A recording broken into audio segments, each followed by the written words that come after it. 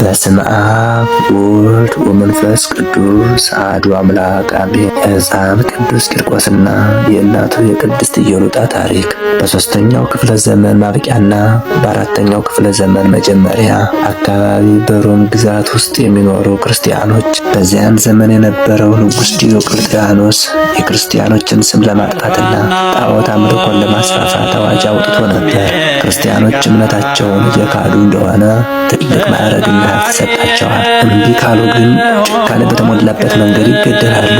በዚያ አስቸጋሪ ዘመን በሊቃዶንያ ግዛት ልዩ ስሟ ቆንያ በሚባል ስፍራ ቅድስት ኢየሉጣ ትኖር ነበር። ኢየሉጣ ከነገሥታት ወገን የሆነች እጅግ ሀብታምና የምትፈራ ደግ ሴት ነበረች። ባለቤቷ በሞት ቢለያትም አንድ ሕፃን ልጅ ነበራት።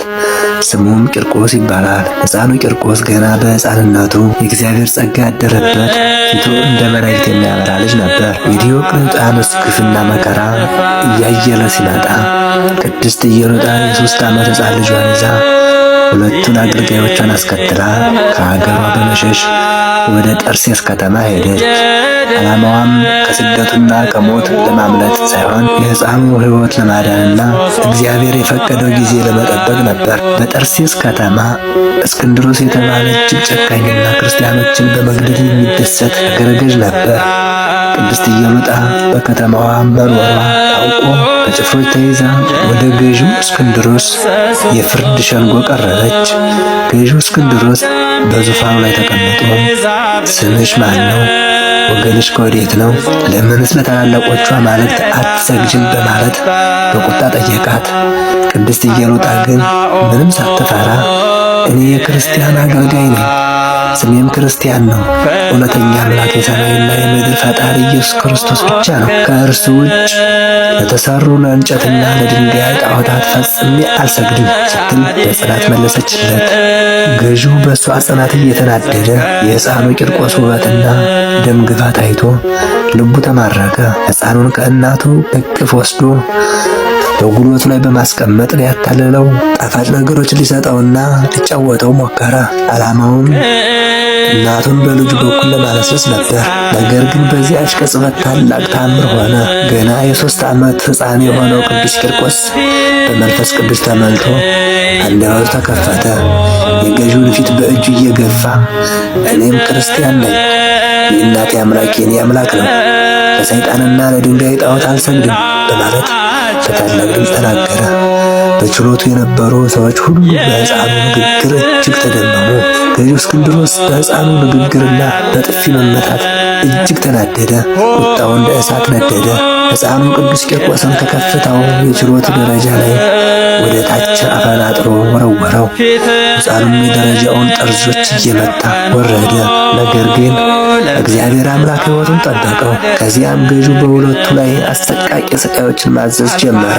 ቅድስት ኢየሉጣን በካቴና አስሮ በግርፋት አሰቃያት። የፈላ የቅጥራን፣ የሰም፣ የጨው፣ የዘይት ውህድ በትልቅ ጋን ውስጥ እንዲዘጋጅ አዘዘ። እሳቱ እጅግ በመንደዱ ከሩቅ የተቀመጡ ሰዎች እንኳን ይሸሹ ነበር። ገዢው አሁንም የሃይማኖታችሁን ካልተዋችሁ ወደዚህ የፈላ ጋን ውስጥ ትጣላላችሁ ብሎ ዛተባቸው። ቅድስት ኢየሉጣ ለአፍታ የፈላውን ጋን አይታ በሰውነቷ ፍርሃት ቢገባባትም ሕፃኑ ቂርቆስ ግን እናቴ ሆይ አትፍሪ፣ የሰማይ አባታችን ያድነናል፣ ከዚህ ጊዜያዊ እሳት ይልቅ የዘላለም እሳት ይከፋል በማለት አበረታታት። ሁለቱም ተያይዘው ወደ ፈላው ጋን ውስጥ ተጣሉ። በዚያን ጊዜ አምላክ ቅዱሳን እግዚአብሔር ታላቁን መልአክ ቅዱስ ገብርኤልን ላከ። ቅዱስ ገብርኤል ክንፉን አወዛውዞ የፈላውን ቅጥራንና ዘይት አቀዘቀዘው። እሳቱንም እንደ ጽጌረዳ ጠል አደረገው። ሁለቱም ምንም ሳይነካቸው ከጋኑ ውስጥ በሰላም ወጡ። ገዢው እስክንድሮስ ይህንን ሁሉ ተአምር ቢያይም ልቡ እንደ ፈርዖን የጸና በመሆኑ አልተመለሰም። ይልቁንም ተአምራቱ እንደ ድግምት በመቁጠር የበለጠ ተናደደ። ታምራቱ በሕዝቡ ዘንድ ተስፋፍቶ ብዙዎች ወደ ክርስቶስ እምነት እንዳይመጡ በመፍራት የሞት ፍርድ አስተላለፈ። በመጨረሻም ሕፃኑ ቅዱስ ቂርቆስንና እናቱን ቅድስት ኢየሉጣን በሰይፍ አንገታቸውን እንዲቆረጡ አዘዘ። ቅዱሳኑ ከመገደላቸው በፊት ተንበርክከው በመጸለይ ነፍሳቸውን ለእግዚአብሔር አደራ ሰጡ። ሐምሌ 19 ቀን ሁለቱም የሰማዕትነት አክሊልን ተቀበሉ። የሕፃኑ ቅዱስ ቂርቆስና የእናቱ የቅድስት ኢየሉጣ ታሪክ ለአማኞች ሁሉ የሚያስተምረው በዕድሜና በኃይል ማነስ ሳይወሰን ለእውነትና ለእምነት መቆም እንዲሁም እግዚአብሔር የሚታመኑለትን ሰዎች በችግር ጊዜ በጸጋውና በመላእክቱ ጥበቃ እንደሚያጸናቸውና እንደሚጠብቃቸው ማሳያ ነው። ወስብሐት ለእግዚአብሔር ወለወላዲቱ ድንግል ወለመስቀሉ ክቡር። ውድ ተመልካቾቻችን ለዛሬ ያዘጋጀንላችሁ ቪዲዮ ይህንን ይመስል ነበር። ቪዲዮውን እንደወደዳችሁት ተስፋ ነኝ። ሀሳብ፣ አስተያየት ወይም ጥያቄ ካላችሁ ታች ኮሜንት ላይ ጻፉልኝ። እያንዳንዱን አስተያየታችሁን መልሼ ወደ እናንተ አቀርባለሁ። ቪዲዮውን ከተመቻችሁ ላይክ እና ሼር በማድረግ ለወዳጅ ዘመዶቻችሁ አካፍሉት። በሌላ አዲስና አሪፍ ቪዲዮ እስከምንገናኝ ድረስ